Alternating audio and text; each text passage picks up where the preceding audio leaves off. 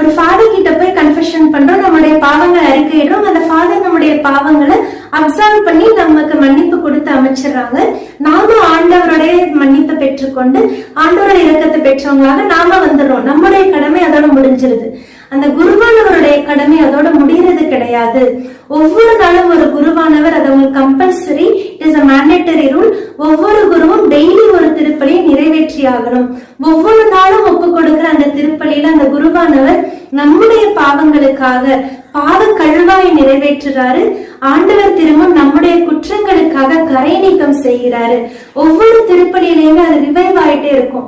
நாம அந்த ஃபாதரோட மெமரியில இருக்கோமோ இல்லையோ, அவங்க ஞாபகம் வச்சிருக்காங்களோ இல்லையோ, இந்த ஸ்பிரிச்சுவல் ரெல்ம்ங்கிறது ஒண்ணு இருக்கு.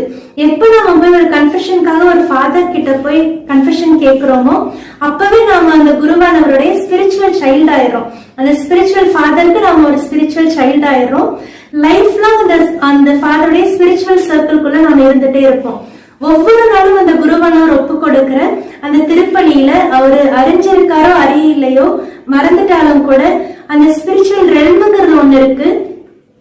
ஆன்மாவின் அளவுல ஸ்பிரிச்சுவலி நமக்காகவும் சேர்த்து அந்த குருவானவர் ஒவ்வொரு நாளும் பாவ கழுவாய ஒப்பு கொடுத்துட்டே நமக்காக கரை நீக்கம் செஞ்சுட்டே இருக்காரு. நாம செய்யற கன்ஃபெஷன் நமக்கு ரிவைவ் ஆயிட்டே இருக்கும்.